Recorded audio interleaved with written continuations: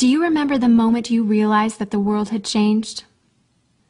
Let me tell you a quick little story that has nothing and everything to do with the future of our world and how you fit into it. In 1917, the United States faced a huge problem. They were working hard to compete in the industrialized economy, and there was a shortage. Not a shortage of oil or coal or other natural resources, a shortage of people, specifically obedient factory workers. The solution to this economic dilemma? It was an experiment of sorts. It hadn't been done before, until someone thought of it. Mandatory public school. Unfortunately, the initial purpose of the United States public school system was not to inspire children or generate scholars. And it wasn't created for dreamers, people who color outside the lines, break the rules, and challenge the status quo. The public school system of the early 1900s was invented to create a nation full of adults who would obediently do their jobs in the factory assembly lines.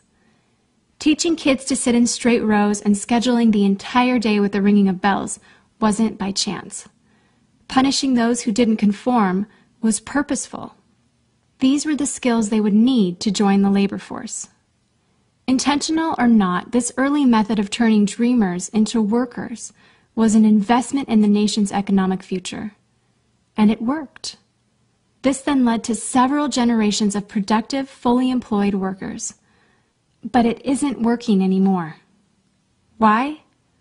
Our economy has changed. We don't live in an industrialized economy anymore. We live in a connected economy. Right now, there are more users on Facebook than there were people on the planet 200 years ago. Technology has made it possible for us to connect with people, ideas, and information from anywhere in the world instantaneously. And as a result, our economies have expanded from localized towns and communities to the entire world. We have globalized trade in nearly every way. In the past, the obedient, do-what-you're-told without question people were rewarded for working hard and putting their dreams aside in order to toe the line.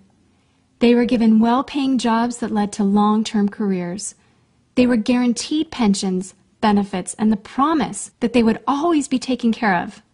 And they were. But that promise is gone for most of us today.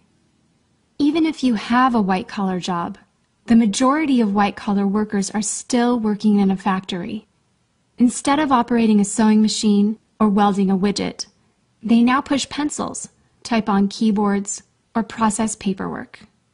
It's still factory work because the entire focus of the day is spent on increasing productivity, which leaves little room for creativity, spontaneity, or individuality. The educated, hard-working masses are still doing what they're told, but they're no longer getting what they deserve.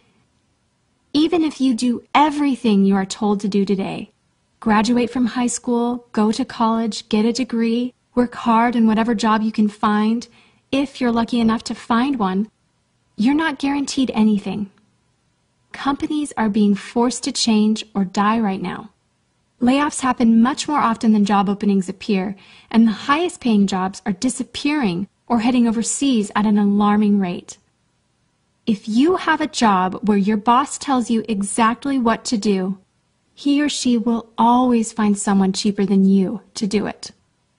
Did you know that the average length of a job today is about 4.5 years? Contrast that to the 1960s when it was 40 years. The connected economy rewards a different group of people. It rewards the people who see things differently, who don't conform, people who have ideas that no one else has, people who are willing to work hard but know that the old way of doing things is broken. The connected economy rewards you not for being a cog in the wheel of life, but for standing up and reaching out. The connected economy rewards the connectors. Whether it's connecting a person to a person, a business to a business to a product, or a product to a person, those who learn how to connect are the ones who will survive and excel in the connected economy. That is how the world has changed. It's not about to change, It already has. Things are different now, and they're not going back to the way they used to be. Look at Facebook. What's their product? It's you. Your network, your information, your ideas, they all have value.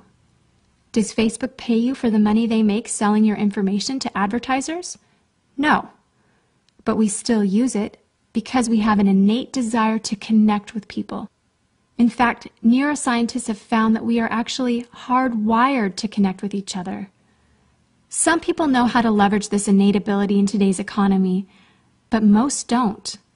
And because they don't know how to do it, most of them are paralyzed with fear, resisting the shift, despite clear indications telling them it's time to change. In 1917, a group of people performed an experiment that forever changed the way that we earned a living. The world today is facing another huge problem. We're facing a shortage of our own. Not a shortage of factory workers or consumers. The world has enough of those. We have a shortage today of dreamers and connectors. And so, we're holding our own little experiment. And you happen to be the subject of it. This 8-minute presentation was specifically designed to seek out and find the connectors around us. Those who recognize that we are on the brink of the next economic revolution, who are ready to thrive in the connected economy, and who are searching for the best way to do it. The internet and technology are rapidly changing the way that we do everything today, including how we make a living. It's not too late to embrace the change and find a way to make yourself relevant and profitable in our brave new world. And that's why we've invited you here today. We've created something that rewards you for connecting. It pays you for bringing people together behind a cause, product, or idea.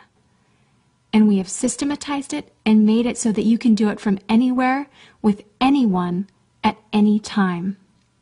If you are passionate about helping people, if you are passionate about changing lives, if you want to position yourself to be a capitalizing force within the connected revolution instead of just a bystander, let's start now. Do you remember the moment you realized that the world had changed? How about the moment you realized you could change with it? Are you ready for the details?